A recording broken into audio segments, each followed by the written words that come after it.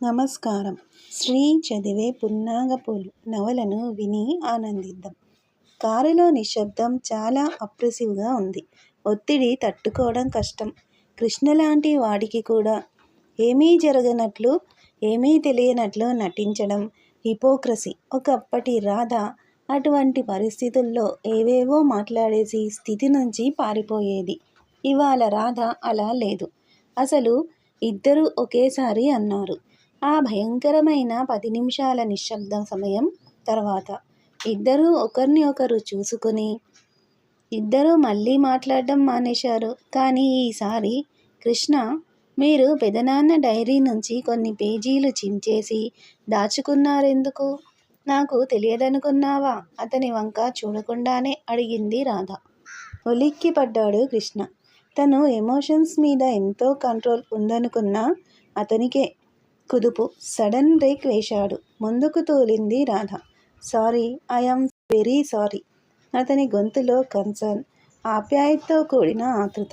పర్వాలేదు, చాలా కుదుపులకు తట్టుకుని నిలబడడానికి అలవాటు పడ్డాను, నిర్లిప్తంగా చెప్పింది రాధ. మెల్లిగా ఒక్కొక్క గాజు దూసి హ్యాండ్ బ్యాగ్లో వేస్తోంది. మనవి కాని వస్తువుల వైబ్రేషన్ మనని ఎంత బాధ పెడుతుందో అందరికీ తెలిస్తే ఎంత బాగుండును. పెదనాన్న డైరీలో మాటలు గుర్తుకు వచ్చాయి. నవ్వొచ్చింది రాధకు. ఏమిటి నవ్వుతున్నావు? పెదనాన్న మాటలు గుర్తుకు వచ్చి చెప్పింది రాధ. నిజమే, కానీ మనదైన వైబ్రేషన్ తెలియడానికి కూడా ఆలస్యం అవ్వచ్చు. అదే జీవితంలో ట్రాజడీ, మెల్లగా అన్నాడు కృష్ణ. ఆ మాటలు ఎవరిని ఉద్దేశించి అన్నావో తెలియనంత అమాయకురాలు కాదు రాధ. డైరీలో పేపర్లు డిమాండ్ చేస్తున్నట్లు అన్నది. ఎలా తెలుసు మీకు నేనే తీశానని? చూశారా? ఎప్పుడు? ఎలా? ఆశ్చర్యంగా అన్నాడు కృష్ణ. మరొక ప్రశ్న కూడా ఉన్నది. తెలిసి ఇన్నాళ్ళు ఎందుకు అడగలేదు? రాధ నవ్వు అణుచుకుంటూ అన్నది. మాట్లాడలేదు కృష్ణ. ఈమె తెలివి మీరిపోయిన రాధ. అప్పుడే అడిగి ఉంటే ఆమె ఒకప్పటి తను ఎవరో తనకే తెలియని రాధ అయి ఉండేది. ఇప్పుడు విచ్చుకున్న రోజా పువ్వు లాంటి ఈ చిలిపి పిల్ల నిశ్శబ్దంగా ఆమె ప్రెజెన్స్ని ఎంజాయ్ చేస్తున్నాడు కృష్ణ. ఆ రోజు గుర్తుకు తెచ్చుకుంటోంది రాధ. ఓల్డ్ హోమ్లో వాళ్ళకి ఏదైనా చదివి వినిపించడానికి, ఉత్తరాలు రాసి పెట్టడానికి ఎవరో ఒకరు వాలంటరీ సర్వీస్ చేస్తూ ఉంటారు జీకే హాస్పిటల్లో. రాధ ప్రతి ఒక్కరూ ఒక వయస్సు తర్వాత మృత్యుభీతితో తల్లడిల్లిపోతారు. బయటకు కాటికి కాళ్ళు చాపుకున్న వాళ్ళం, ఒక కాలు శ్మశానంలో, మరొక కాలు ఇంట్లో ఉన్నవాళ్ళం. ఈ భవబంధాలు ఎన్నాళ్ళు? ఏది మనది కాదు, అంతా వదిలిపెట్టి పోవాల్సిన వాళ్ళమే. ఇట్లాంటి కబుర్లు చాలా చాలా చెప్తారు వాళ్ళంతా. కానీ చాలా వరకు చాలామందికి మృత్యుభీతి వెన్నాడుతూనే ఉంటుంది. షీలా మేడం, రాధ, స్వప్న, కళ్యాణి, రామకృష్ణ, అపురూప, గౌరీ చాలామందిని కూర్చోబెట్టి చెబుతున్నది మేడం. ఆ భయం తప్పదు కదా మేడం, జాలిగా అన్నది కళ్యాణి. భయం వెనుకాల చాలాసార్లు ఉండేది గిల్ట్. జీవితపు పరుగుల్లో చాలా చాలా తప్పులు తెలిసి తెలియక చేస్తాము. కొన్ని ఎవరికీ తెలియలేదులే అనుకుంటాము. కానీ ఇవన్నీ సబ్ కాన్షియస్ను వేధిస్తూ ఉంటాయి. జీవితపు చర్మాంకంలో జబ్బు చేసినప్పుడో, బాధ కలిగినప్పుడో, నువ్వు ఇట్లాంటి మనిషివి కాబట్టి అని బలహీన క్షణాల్లో మనుషులు నిలదీసినప్పుడో, తేనెతుట్టే కదిలించినట్లు ఇవన్నీ ఒక్కసారి మోగి మనస్సును ఉక్కిరిబిక్కిరి చేస్తాయి. దానికి తోడు నిస్సహాయత, అనారోగ్యం తోడైతే ఇంకా చెప్పక్కర్లేదు. జీవితం అంతా కుటుంబ శ్రేయస్సు కోసం శ్రమపడ్డాం. అయినా అందరూ నిర్లక్ష్యం చేస్తున్నారు, గౌరవించడం లేదు. అనిపించినప్పుడల్లా మరింత భయపడిపోతారు. మనం నడుస్తున్న వంతెన విరిగిపోతుంది, జారిపోయేది చీకటి అగాధంలోకి అనిపిస్తే ఎంత భయం వేస్తుంది. చాలా ప్రేమగా దయగా మాట్లాడుతున్న షీలా మేడంలో ఎంత తపన, ఎవరికీ చెందని ఏమీ అర్థం కాని అయోమయ స్థితిలో ఉన్న ఆ వృద్ధుల మీద ఉండే కరుణ, ఆర్ద్రత అర్థమవుతున్నాయి అందరికీ. కళ్ళు చెమర్చాయి. వాళ్ళు బాధ పెడతారు, విసిగిస్తారు. చివరి వరకు చాలామంది ఫాల్స్ ఎగోలతో బ్రతుకుతారు. ఇంతకాలం తాము బ్రతికిన బ్రతుకులలో ప్రకృతికి విరుద్ధంగా, డివైన్ లాస్కు వ్యతిరేకంగా బ్రతికాం. అని అర్థమవ్వడమే ఒక ఎడ్యుకేషన్. జీవితపు చరమాంకంలోనన్నా అది వాళ్లకు అర్థమయ్యేటట్లు, ఆ తర్వాత ఏముందో తెలిసి వాళ్ళ యాటిట్యూడ్ మార్చడం మనం చెయ్యవలసిన ధర్మం అనేవారు జీకే. అప్రయత్నంగా పెదనాన్న ఫోటో వంక చూసింది రాధ. ఎంత ప్రేమించావు పెదనాన్న మనుషుల్ని, ఎవరికి ఏమివ్వాలో, ఎప్పుడివ్వాలో, ఎంత చెప్పాలో ఎలా అర్థం చేసుకున్నావు అనుకుంటూ మనసులోనే ఆయన పాదాల దగ్గర తల వంచింది రాధ. ఆయనను గైడ్ చేసిన మాస్టర్స్కు కృతజ్ఞతలు చెప్పుకున్నది. అన్కండిషనల్ లవ్కు గొప్ప వైబ్రేషన్ ఉంటుంది. నవ్వుతూ రాధ వంక చూస్తూ చెప్తోంది షీలా మేడం. ఆవిడకు తనేమిటి ఆలోచిస్తున్నానో అర్థమైంది అనిపించి నవ్వొచ్చింది రాధకు. అట్లాంటి వైబ్రేషన్స్తో చాలా అజ్ఞానాన్ని, స్థూలత్వాన్ని శుభ్రపరిచి వైబ్రేటరీ లెవెల్ పెంచగల శక్తి దానికి ఉంటుంది. ఎంతమందికి ఆకాశం నుంచి వచ్చిన అద్భుత గంగను ఛానెల్ చేసి సగరపుత్రుల్ని సజీవుల్ని చేయించిన శివుని కథ తెలుసు. హిమాలయాల్లో అమృతతుల్యమైన మూలికా సంపదతో, జ్ఞానగంగ ఆధారంతో మనుషుల ఆరాలను క్లీన్ చేసి వేరే లెవెల్కు తీసుకెళ్లగలిగిన పంచాక్షరీ స్వరూపుడు అమృత వైద్యుడు తీర్థయాత్రలకు వెళ్ళే ఎంతమందికి అక్కడి గాలి, నీరు, భూస్పర్శ, మంచులోని హిమాగ్ని, అనంతమైన ఆకాశం ఇవి పంచభూతాత్మికమైన మన శరీరాన్ని మరొక లెవెల్కు కనెక్ట్ చేస్తాయని తెలుసు. తెల్లబోయి వింటున్నారు అంతా. నేను టోటల్ సరెండర్ అయిపోయాను అంటారు. నేనుతో మాటలు ప్రారంభించే ఎంతమందికి గజేంద్ర మోక్షం ఎంత గొప్ప గైడెన్సో తెలుసా? నా జీవితం, నా ప్రయత్నంతో నేను జయించగలను అన్న ఏనుగు ఆరాటం, ఆ తర్వాత ప్రాణాలు ఒడ్డి పోరాటం, ఆ తర్వాత నన్ను మించిన శక్తి ఉన్నదా అన్న డౌటు, కలడు కలండనేవాడు కలడో లేడో అన్న సంశయాత్మ, మరింత పోరాటం, ఆ తర్వాత పెంజీకటి కవ్వల ఏకాకృతి అనే రియలైజేషన్, ఆ తర్వాత అందులో కూడా తన కోసం రావాల్సిన డివైన్ హెల్ప్కు ఇలాగే రావాలి అన్న కండిషనింగ్, ఆ పైన నీవే తప్ప ఇతఃపరం వెరుగ అన్న టోటల్ సరెండర్తో డివినిటీతో కనెక్ట్ అవ్వడం. ఇదంతా గజేంద్ర మోక్షంలో అర్థం చేసుకోవడానికి ఛాన్స్ ఉన్నదిగా. ఎంతమంది ఆ ప్రయత్నం చేస్తారు? ఎవరు చెప్తారు మేడం ఈ ప్రాసెస్? ఆవేశంగా లేచి అన్నాడు రామకృష్ణ. నా వరకు మా తెలుగు మాస్టర్ మీద ఆరాధనతో ఆయన మెప్పు పొందాలని చాలా పద్యాలు నేర్చుకున్నాను, బట్టి పట్టాను. తెలుగు పద్యాల్లో అందం, సొగసు, సమాసాల మీద ప్రేమ ఇంత అద్భుతంగా చెప్పారన్న ఆనందం తప్ప ఏం చెప్పారు అని ఎప్పుడూ ఆలోచించలేదు మేడం. అపురూపకైతే అసలు తెలుగు రాదు, హిందీ సెకండ్ లాంగ్వేజ్.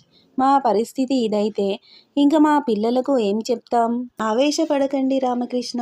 నిజమే, మన మాతృభాషతో మనకు వచ్చే జ్ఞానం తల్లిపాల లాంటిది. అయినా పర్వాలేదు. ఇదంతా విశ్వాసానికి సంబంధించిన జ్ఞానం. ఏ ఒక్క భాషకో, ఏ ఒక్క మతానికో, ఏ ఒక్క దేశానికో పరిమితం కాదు. ప్రతి భాషలోనూ, ప్రతి కల్చర్లోనూ ఈ సందేశం ఉంటుంది. ఈ వైబ్రేషన్ ఆకాశం లాంటిది, ఎక్కడా లేదని అనలేం కదా. మనం ట్యూన్ అవ్వాలి అంతే. ఇంతకీ నేను ఇదంతా ఎందుకు చెప్తున్నానంటే, ఈ ఓల్డేజ్ హోమ్ కాలానికి చాలా ముందు కాలంలో వానప్రస్థం అని ఒక దశ ఉండేది. ఒక వంతు అవసరమైనంత వరకు ప్రాపంచికత, మిగతా 3 వంతులు జీవితం. ఆ తర్వాత అంతిమ ప్రయాణానికి సంసిద్ధత కల్పించే స్థితి అది. అర్థమయ్యే అనుభవం, అదొక అవస్థ అనేవారు జీకే. ఆ పరిస్థితుల్లో ఇట్లాంటి పురాణాలు, శుద్ధులు, అభంగాలు, ఆధ్యాత్మిక అధ్యయనాలు చాలా చాలా అర్థం చేసుకుంటూ అనుభవించేవారు. మనిషి పోతే గరుడ పురాణం చదివేవారు. కానీ కాలం మారడం ప్రారంభించగానే ఆ కల్చర్ పోయింది. చదువులో సూక్ష్మం, సూక్ష్మంలో మోక్షం చెప్పడం తగ్గింది. గరుడ పురాణంలో శిక్షలు విని నమ్మడం మానేశారు. ఇంకా ఇప్పుడు మేము ఓల్డ్ హోమ్లో చేరితే మాకు జరిగే సౌకర్యాలు, మెడికల్ కేర్ అడుగుతారు కానీ మరణానంతరం ఏమిటి, ఎక్కడికి అన్న ప్రశ్నకు జవాబు వెతుక్కోలేరు. అందువల్ల ఎన్ని సుఖాలు ఇచ్చినా తృప్తిగా ఉండరు. ఏదో అలజడి, భయం. ఇంతవరకు మనం అనుభవించిన జీవితంలో ఎన్ని లోపాలు, పాపాలు ఉన్నాయోనన్న భయం. జీవితాన్ని తిరిగి రాసుకోవడం ఎలా? చాలా సన్నివేశాల రికార్డు తుడిపివేయడం ఎలా? తెలియదు. ఎలా మేడం మరి? అయోమయంగా అన్నది గౌరి. అందుకే మన జీకే హాస్పిటల్లో ఆ జ్ఞానం ఇవ్వాలని డాక్టర్ జీకే కలలు కన్నారు. ఇక్కడ చనిపోయే చాలామందికి ఆ తర్వాత జీవితంలో అద్భుతం, ఎర్త్ ఫీల్డ్ కనెక్టివిటీ ఇవన్నీ తెలియాలని ఆయన కోరిక. వాళ్లకు మృత్యుభయం పోవాలి. ఈ గదిలో నుంచి మరొక గదిలోకి మారడం అంత సులభంగా అనిపించాలి. దానికి సంబంధించిన పుస్తకాలు మన లైబ్రరీలో ఉన్నాయి. ఇదిగో లిస్టు. బోర్డు మీద రాశారు షీలా మేడం. ఇవి ముందు మీరు చదివి అర్థం చేసుకోండి. ఎవరు ఏ లెవెల్లో ఉన్నారు, వారికి ఎంత, ఎలా, ఏ భాషలో చెప్పాలి అని ముందు మీరు తెలుసుకోండి. Okay? Okay madam, thank you అన్నారు అంతా. ఆ తరువాత మరణానంతర జీవితం గురించి డాక్టర్ జీకే మిత్, డోలారిస్ కెన్నాన్ పుస్తకాలు చాలా వరకు లైబ్రరీని ఆమె ఆధీనంలో ఉంచింది షీలా మేడం. పుస్తకాల్ని పాపాయిల్ని చూసుకున్నట్లు ముట్టుకుని ఆప్యాయంగా తడిమి కాపాడే రాణిని చూసి ముచ్చటపడిపోయింది రాధ. ఎవరికి ఏది తృప్తినిస్తుందో తెలియడమే అసలు కష్టమేమో. సుఖం, ఆనందం, తృప్తి ఒకే రకంగా కనబడే మూడు వింత వింత విడిపదాలు. సుందర్ స్కూల్ నుంచి వచ్చి తల్లికి సహాయం చేస్తాడు. మంచి ఆహారం, మంచి వాతావరణం, తల్లి ప్రేమ, సెక్యూరిటీ. హాయిగా ఉన్నాడు. భయంకర పరిస్థితుల్లో అనాథలై దిక్కుతోచని ఈ తల్లి కొడుకులు ఎంత భద్రత అనుభవిస్తున్నారో ఇప్పుడు. థ్యాంక్ యూ పెదనాన్న అనుకున్నది రాధ హాయిగా నిట్టూర్చి. రాధ 2 పుస్తకాలు సెలెక్ట్ చేసుకున్నది. అవి చదివి, అద్భుతం మేడం, దీని మీద ఇంత రీసెర్చ్ జరిగిందా, ఆశ్చర్యంగా ఉన్నది అన్నది షీలా మేడంతో. అవును, మనకు తెలియని ప్రపంచం చాలా చాలా ఉన్నది రాధ. నేర్చుకోవాలి, ఆలోచించాలి, అనుభవించాలి ఆ ఆనందం. నేను జీకే చాలామందిని ట్రాన్స్లోకి పంపించి చాలా చాలా తెలుసుకున్నాము. ఇవాల్టికి కృష్ణ మెడిటేషన్తో డాక్టర్ జీకే గైడెన్స్లో ఉంటాడు అని చెప్పింది షీలా మేడం. ఆ రోజు వాటికి తెలుగు అనువాదం దొరికింది రాధకు. షీలా మేడం ఉండే హాల్లో పెదనాన్న డైరీలు చదువుతూ ఆ పుస్తకాలు అక్కడ మర్చిపోయి వెళ్ళిపోయింది రాధ. ఓల్డ్ హోమ్కు సహం దూరం నడిచి వెళ్ళిన తర్వాత గుర్తుకు వచ్చి వెనక్కు వచ్చింది. అప్పుడు చూసింది కృష్ణ డైరీలో కొన్ని పేజీలు చించివేయడం. ఆశ్చర్యపోయి అక్కడే ఉండిపోయింది. కృష్ణ నిశ్శబ్దంగా వెళ్ళిపోయాడు. ఆ తర్వాత వెళ్ళి గబగబా ఏ పేజీలు తీసుకున్నాడా అని చూసింది. మొదట్లో అసలు ఏదీ అర్థం కాలేదు.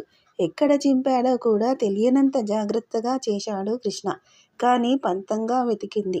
కృష్ణ జీవితంలో రాధ. నేను నా బంగారు తల్లి మీద చూపించే ప్రేమ వల్ల కృష్ణకు ఈ ఆరాధన ఎక్కువైందా? ఏం కవిత్వం అది, ఎంత డెప్త్! ఆ తర్వాత పేజీలు లేవు. అర్థమైపోయింది రాధకు. అవి రాధను గురించి కృష్ణ రాసుకున్న కవిత్వం. అంతవరకు తీసుకువెళ్ళి నేను చూశాను ఆ రోజు. అర్థమైందా అన్నది రాధ.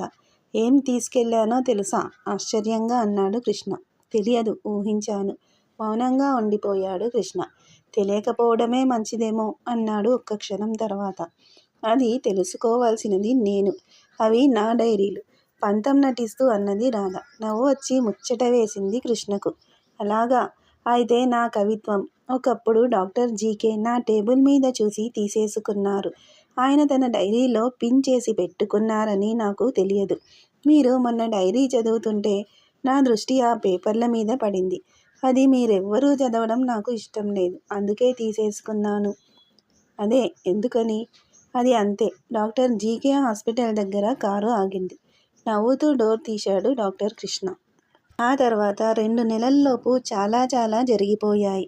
ప్రభావతి చనిపోవడం, కాంతంగారి అత్తగారు పోవడం, ఒక్కొక్కసారి ఎదుటివాళ్ళు కొంచెం తేలికగానో, స్వార్థంగానో, నీచంగానో ప్రవర్తించారని తెలియగానే అప్పటిదాకా మన ప్రవర్తనలో ఉండే తేలికతనం, దిగజార్చుడు జరగనట్లే ప్రవర్తించడానికి అవకాశం వచ్చినట్లు అనిపిస్తుంది. ఆ విషయానికి ప్రాముఖ్యత ఇస్తూ మన గిల్టును మరుగుపరుచుకుని మనిషి మంచే కానీ పరిస్థితులు పాపం అని మాయమాటలు, నిందాస్తుతులు చేస్తూ బతికేస్తాము. రాజారావు కుటుంబ సభ్యుల మధ్య అదే జరుగుతోంది. రాధ అన్న టాపిక్ వచ్చినప్పుడల్లా ఆమె త్యాగాన్ని గుర్తించడం కన్నా అందులో ఏదో స్వార్థం ఉన్నదేమో అని సందేహించడంలో కొంత సరిపెట్టుకునే దారి దొరుకుతుంది కాబోలు అనుకునేది రాధ తోటికోడలు. కొన్ని వారాల్లో ఎవరి స్వార్థపు పరదాల కిందికి వాళ్ళు వెళ్ళి దాక్కునే లోపల రాధ వాళ్ళు అనుమానించినట్లు కృష్ణతో జీకే హాస్పిటల్లో సెటిల్ అయిపోవడం లేదు. పై చదువులకు విదేశాలకు వెళ్ళిపోతోంది అని తెలియడం పెద్ద టెన్షన్ పాయింట్ అయిపోయింది. ముఖ్యంగా రాజారావుకు. అతను ఎక్కడా ఎవరితోనూ ఇమడలేకపోతున్నాడు. ఎందుకో తెలియదు. రోగంతో ఉండగానే సుఖంగా ఉన్నాను. ఛీ, వెధవ బతుకు అని విసుక్కునే అతని బాధ అతని తల్లికి, ఆ ఇంటి కుటుంబ సభ్యులకు అర్థమవుతోంది. కానీ అతనికి తనే సర్వస్వం అనుకున్న ఆమెకు మాత్రం అస్సలు అర్థం కావటం లేదు. అందం, ఐశ్వర్యం, హోదా ఉన్న స్త్రీమూర్తికి కొంత అహం ఉంటుంది. అది దీపం కింద నీడ. దీపానికి ఆ విషయం తెలియదు. అట్లాగే ఆమె రాజారావు జీవితంలో రాధ గొప్ప స్పెల్లింగ్ మిస్టేక్ అనుకున్నది. కానీ తను కూడా సంపూర్ణ వాక్యం కాదని అర్థమవ్వడాన్ని తట్టుకోలేక ఉక్కిరిబిక్కిరి అవుతోంది. మరొక విషయం కూడా అర్థమైంది. రాధతో అతను బ్రతకలేడు అని తన ఎగోతో ఒక నిర్ణయానికి వచ్చింది. కానీ చూడగా చూడగా రాధ లేనిది అతడు బ్రతకలేడేమో అన్న భయం ఏర్పడిపోయింది. ఏ విషయం ఎటో నిర్ణయించుకునే లోపల లావణ్య మ్యూచువల్ డైవోర్స్కు సంతకాలు పెట్టించేసింది. లావణ్య అడగబోయే ప్రశ్నలు, వాటి పదును ముందే ఊహించుకున్న ఎవరూ ఆ ప్రయత్నాన్ని ఆపే ధైర్యం చెయ్యలేదు కూడా. నీకు నిజంగా డైవోర్స్ కావాలని ఉన్నదా? లేక పెళ్లి చేసుకున్న రోజులాగా డైవోర్స్ కూడా అమ్మ కోసం చేస్తున్నావా? రాధ కళ్ళలోకి సూటిగా చూస్తూ అడిగాడు తండ్రి. లేదు నాన్న, షీలా మేడం చెప్పింది.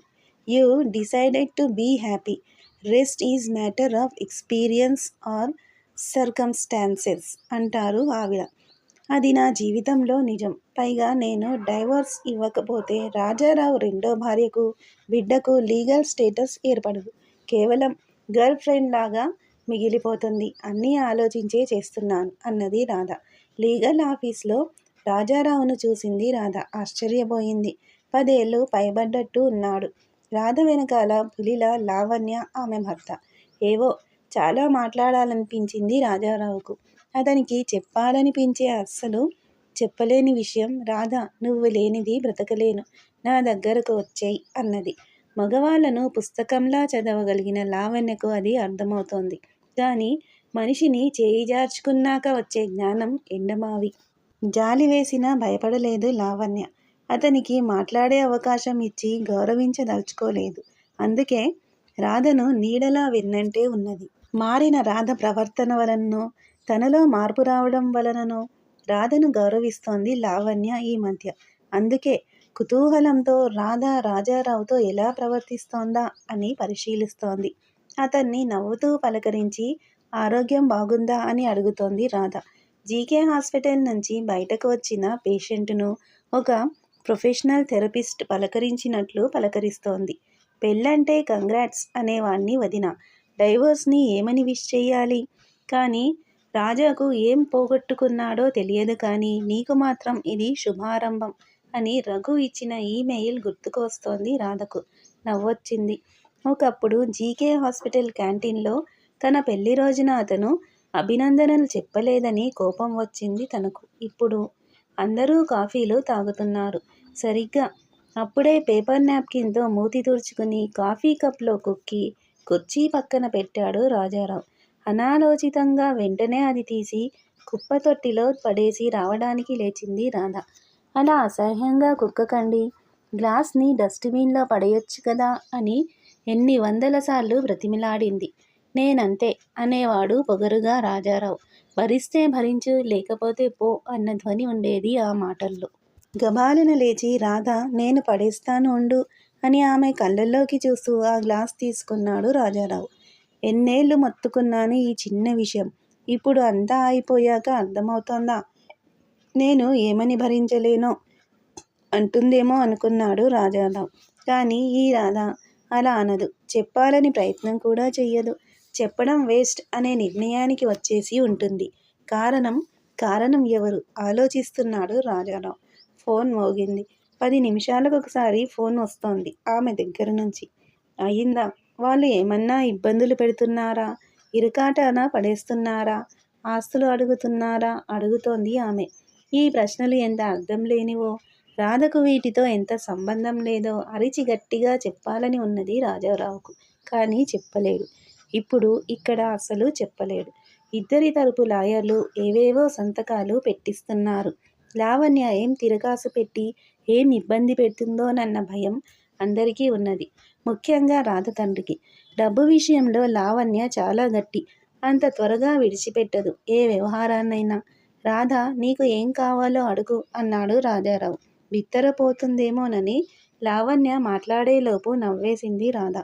ఏమి అడగను, మీరు ఏమి ఇవ్వగలరో నాకు తెలియదే అన్నది. చాచిపుచ్చుకుని కొట్టినట్లయింది రాజారావుకు. లావణ్య ఉలిక్కిపడింది ఆ మాటల్లో ధ్వనికి. కానీ అతని తరపున లాయర్ రాజారావు ఆస్తులు, ఆమె అడగదలుచుకుంటే ఎలిజిబిలిటీ, లా ప్రకారం ఏమిటేమిటో మాట్లాడుతున్నాడు. నాకు ప్రస్తుతం ఏమీ వద్దు. అవసరమొస్తే తప్పకుండా రాజారావు గారిని అడుగుతాను. అప్పుడు ఆయన ఇవ్వను అనవచ్చు. లాయర్ ఏవేవో లా పాయింట్లు మాట్లాడుతున్నాడు. రాజారావుకు ఒక్కసారిగా రాధ నాది, నేను రాధని ఇవ్వను, మీ చావు మీరు చావండి అని అడుగుదామని ఉన్నది. కానీ ఇప్పుడు ఇవ్వడానికి, అప్పుడు ఇవ్వకపోవడానికి కారణం అంత బలమైనది అయితే రాధ ఏదో చెప్పబోతోంది. రాధ, ఇదిగో నా ఏటీఎం కార్డు. అప్పుడు ఇప్పుడు లేదు, ఎప్పుడు ఎంత కావాలిస్తే అంత తీసుకో. ఆవేశంగా పర్సు నుండి కార్డు తీసి ఇచ్చాడు రాజారావు. ఏమాత్రం ఉద్వేగపడలేదు రాధ. తీసుకున్నది. అతని ఆవేశం అవధులు దాటుతోంది అని తెలుసు. ఎన్నాళ్ళ అనుబంధం తనది. ఏదో రగడపెట్టి లావణ్య చేత తిట్లు తిని అల్లరిపాలయ్యే లోపల అతన్ని రక్షించాలి. నిట్టూరుస్తూ ఆ కార్డు తీసుకుని థ్యాంక్స్, అవసరం వస్తే ఉపయోగిస్తాను అన్నది. ఇదిగో పిన్. గబగబా పేపరు మీద రాసి ఇచ్చాడు రాజారావు. ఆ పేపరు వంక చూసి ఆలోచిస్తోంది రాధ. ఒకానొకప్పుడు ఈ కార్డు పిన్ అడిగినందుకు నీ లిమిట్స్లో నువ్వుండు, ఇదేమీ నీ బాబుగాడి సొమ్ము కాదు అన్న రాజారావు. మరి ఇప్పుడు ఏం మారిందని? నేను మారాను. I love my self, I accept my self, I respect my self. Sheela madam ఇచ్చిన అఫర్మేషన్స్ గుర్తుకు వచ్చాయి రాధకు. ఓకే, వస్తాను. అమ్మను ఒకసారి హాస్పిటల్లో చెక్ చేయించాలి. రా అమ్మా. నాన్న రా, బాయ్ అని చెప్పి కారు దగ్గరకు వచ్చేసింది రాధ. రాజారావు ఏవో పేపర్లు సంతకాలతో మునిగి ఉండగా బయటికి వచ్చేసింది రాధ. లావణ్య ఈ సీను అంతా విస్తుపోయి చూస్తోంది. ఎంత అల్లరి గందరగోళం అయ్యే ఈ సీన్ని ఎంత తెలివిగా హ్యాండిల్ చేస్తోంది తన కూతురు. డాక్టర్ జీకే గుర్తుకు వచ్చాడు. అది బంగారు తల్లి. ఇప్పుడు నీకు అర్థం కాదు లావణ్య అనేవాడు. ఒక్కరోజు కూడా తనకు తెలివిగా కనపడని పిల్లను చిన్నప్పుడే అలా ఎలా అర్థం చేసుకున్నాడు జీకే?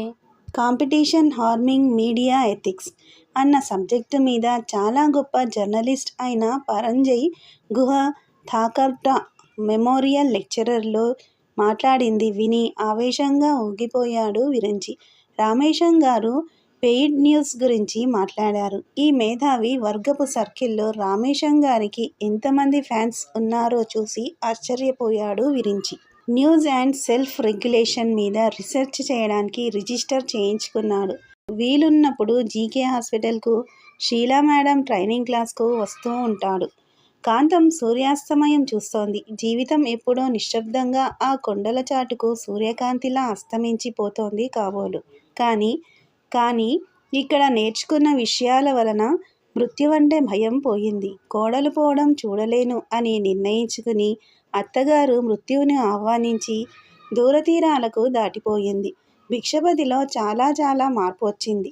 పదవికి రాజీనామా చేసి అప్పుడప్పుడు పాదయాత్రలు చేస్తూ ప్రజల కష్టసుఖాలు కనుక్కుంటున్నాడు. అవి ఆరుస్తారా తీరుస్తారా అన్నది వేరే సంగతి. అసలు అవేమిటో అన్న అర్థమవుతుంది కదా అంటుంది కాంతం. నిజమే, ఆర్చలేం తీర్చలేం. అదొక విషవలయం. మంచి పని చేయడం చాలా చాలా కష్టం. కానీ చెడు చేసి చెల్లుబాటు చేసుకోవడం సులభం. కొన్ని వందల స్వార్థపు బుర్రలు ఈ లాభసాటి విష సంస్కృతిని చాలా మందంగా నేశారు. అందులో నుంచి తప్పించుకోవడం చాలా చాలా కష్టం. పూర్తిగా బయటకు వచ్చేస్తే తన ప్రాణానికే రక్షణ లేదు. లావణ్య ఇప్పుడు ఎవరినీ భయపెట్టలేకపోతోంది. పైగా రాధేమనుకుంటుంది అని చిన్న చిన్న విషయాలకు కూడా ఆలోచిస్తుంది. తండ్రికి మాత్రం రాధ త్వరగా వెళ్ళిపోవాలనే ఉన్నది. లావణ్య మూడ్స్ను నమ్మలేడు ఆయన. రాధ వారానికి 2 సార్లు డాక్టర్ జీకే హాస్పిటల్కు వెళ్తుంటే ఏం చేస్తావు అక్కడ, ఎందుకు అన్నిసార్లు వెళ్తున్నావు అని అడగాలని ఉంటుంది లావణ్యకు. కానీ అడగలేదు. షీలా మేడం దగ్గరకు వెళ్ళినప్పుడు అప్పుడప్పుడు కృష్ణ కనబడతాడు. కోర్సులు, అక్కడి వాతావరణం, డౌన్లోడ్ చేసిన పేపర్లు, కొత్త కొత్త సమాచారం ఇదే మాట్లాడుకుంటారు. మధ్యలో ఎప్పుడో నా పేపర్లు అని అమాయకంగా ముఖం పెట్టి అడుగుతుంది రాధ. నవ్వుతూ తల పంకించి వెళ్ళిపోతాడు కృష్ణ. రాధ వెళ్ళే రోజు. రాధ, నేను ఎయిర్పోర్ట్కు రానా? ఆత్రంగా ఫోన్ చేశాడు రాజారావు. వద్దు రాధ, నాకు అర్థమవుతోంది, వద్దు, గుడ్ బై. ఫోన్ పెట్టేసింది రాధ. గోడకు ఆనుకుని అతని ఆవేదనను ఆశ్చర్యంగా వింటూ నిలబడింది ఆమె. ఎయిర్పోర్టులో మొట్టమొదటిసారి చాలా రోజుల తర్వాత కలుసుకున్నారు షీలా మేడం, లావణ్య. చాలా పోషణతో చాలా అందంగా ఉన్నది లావణ్య. అంతే అందంగా, మరింత హాయిగా, ఆరోగ్యంగా ఉన్నది షీల. అతి మామూలుగా వచ్చి హలో లావణ్య అని చెయ్యి పట్టుకుని పలకరించింది షీల. ఆశ్చర్యంగా చూస్తూ పలకరించింది లావణ్య. ఆ చేతుల పట్టులో ఇద్దరికీ డాక్టర్ జీకే జ్ఞాపకాలు.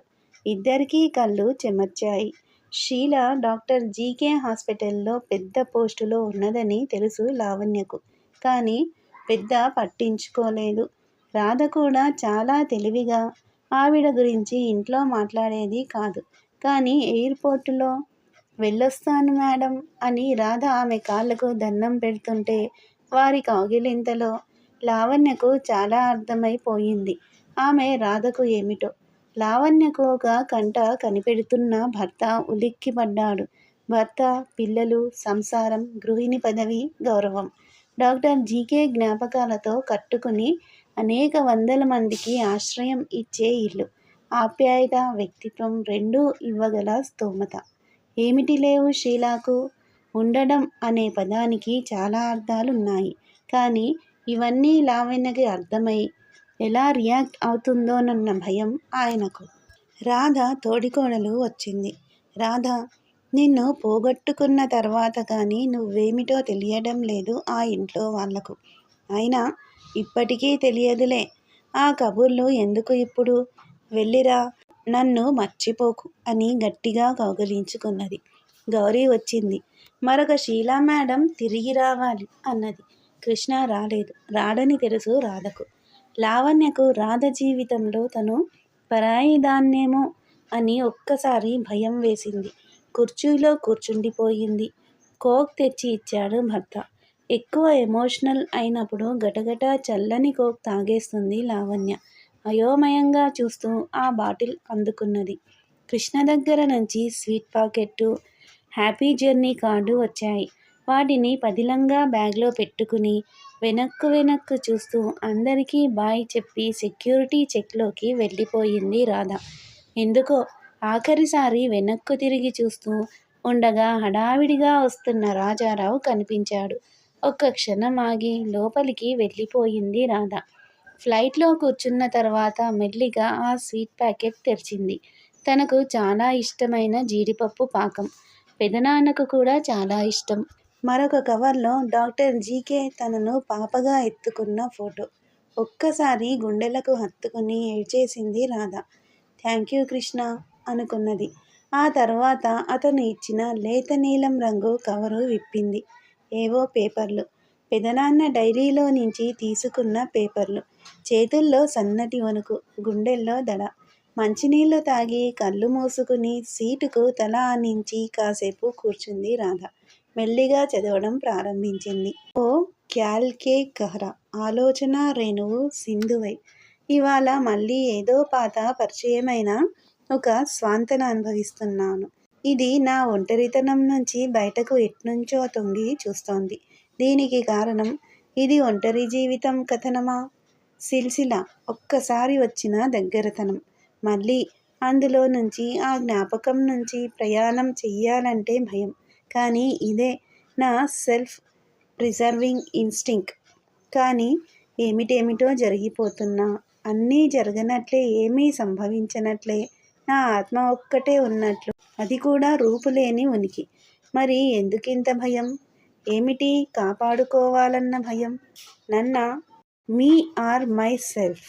చాలా విచిత్రమైన పేదరికం ఇది. అవును, ఎవరో ఉన్నారు. ఎవరికోసమో ప్రతిక్షణం ఎదురు చూస్తున్నాను. నా కళ్ళకు నిరీక్షణే బలమా? చాలా దగ్గర ఉంటూ కనిపించదు. అయినా కనిపించడం అవసరమా? అసలు ఉండడం చాలదా? అదే చాలు అనిపిస్తే అదొక ఆలాపనగా మాత్రం ఆగిపోదేం? ఖయాల్. అదే నిజం కాకపోతే నేను ఈ పరిస్థితుల్లో ఉండేవాణ్ణి కాదేమో. కానీ గమ్మత్తైన విషయం ఏమిటంటే అది నిజం అన్న భ్రాంతే నా ఈ పరిస్థితికి కారణం. భగవాన్, నేను ఏమి చెయ్యను? నిజాన్ని ఆలింగనం చేసుకోగలనా? దాన్ని కేవలం ఆలోచనగా మార్చుకుని హిపోక్రటికల్గా జీవితం గడపనా? జీవితానికి ఇంతకంటే వేదన ఇచ్చే హేళన ఉంటుందా? మౌనం నుంచుండిపోయాను. స్తబ్దున్నై చూస్తూ ఉండిపోతున్నాను. Ability to speak, ability to convey. బలవంతంగా మౌనిని అయ్యాను. కొన్ని వేలసార్లు అన్నీ చెప్పేయాలనిపిస్తుంది. పదాలు లేకుండా భాషారాహిత్యంగా అన్నీ చెప్పేయాలని ఉంటుంది. ఎడారిలో మహోత్సవపు ప్రయాణం, కాందీశీకుడి ఆలోచనా ప్రయాణం. ఎడారి అనేది మానసిక స్థితి. ఒంటరితనం, చుట్టూ అందరూ ఉన్న ఒంటరితనం. కానీ ఎడారిలో వర్షపు చినుకు రాదని తెలిసి నాటే పూల విత్తనాలు నా ఆలోచనలు. అవి నా గుండెల్లో తడిని ఆరనియ్యవు మరి. నాకు నిప్పచ్చరాన్ని మిగలవు. ఆలోచనలో సుసంపన్నుణ్ణి, సర్వం ఉన్నవాణ్ణి. కానీ ఈ ఖయాల్ మళ్ళీ ఆలోచనగా, భావనగానో మాత్రం మిగిలిపోతుందన్న బెరుకు ఉన్నది నాలో. నా ఈ అసంపూర్ణమైన ఆలోచన రాధ ఈ బ్రహ్మాండమైన ఆకాశగంగా ప్రవాహంలో బిందువుగా మిగిలిపోవచ్చు కదా. జ్వలిస్తూ జలసింధువుగా మారి నన్ను ఉక్కిరిబిక్కిరి చేస్తావెందుకు? చదవడం ఆపింది రాధ. అక్షరాల వెంట రాధ ఆలోచనలు, అక్షరాల మధ్య చిక్కుపడుతున్న అనుభవాలు, అర్ధాంతరంగా వెలుగులు చిమ్ముతూ ఉక్కిరిబిక్కిరి చేస్తున్న ఆనందానుభూతులు. కన్నీరు గంగా ప్రవాహంగా. పోగొట్టుకోవడం, పొందడం, ఉండి పోగొట్టుకోవడం, లేనప్పుడు అనుభవం. వెలుగు నీడల పడుగు పేక. ఆస్ట్రేలియాలో కోర్సులో చేరింది రాధ. బుజ్జి అపార్ట్మెంటు అందంగా పెట్టుకున్నది. అప్పుడప్పుడు స్కైప్లో అందర్నీ పలకరిస్తూ ఉంటుంది. ఎక్కువసార్లు షీలా మేడంతో మాట్లాడాలనిపిస్తుంది. అడగని ప్రశ్నలకు చెప్పని జవాబులు ఆవిడ ఒక్కరే ఇవ్వగలరు. నిట్టూరుస్తుంది రాధ. స్కైప్లో కృష్ణ వచ్చినప్పుడు అక్కడ యూనివర్సిటీ క్లాసెస్ చాలా కబుర్లు చెప్పింది రాధ. ఆమె వెనకాల గోడకు కృష్ణ ఇచ్చిన డాక్టర్ జీకే రాధను ఎత్తుకున్న ఫోటో, కృష్ణ ఉత్తరాలు, రాజారావు డెబిట్ కార్డు పిన్ చేసి ఉన్నాయి. అర్థమైనట్లు నవ్వాడు కృష్ణ. అది అర్థమైంది రాధకు. ఆ ఫోటో సరే, ఆ పేపర్లు నీకు ఇంపార్టెంట్ అంటున్నావు సరే, ఆ కార్డు ఎందుకు అన్నది లావణ్య. అన్నీ జీవితంలో భాగాలే కదమ్మా నవ్వుతోంది రాధ. మరొక మజిలీ, అంతే. ఈ నవల ఈ రోజుతో పూర్తి అయినది. రేపటి నుంచి మరొక కొత్త నవలను విందాము.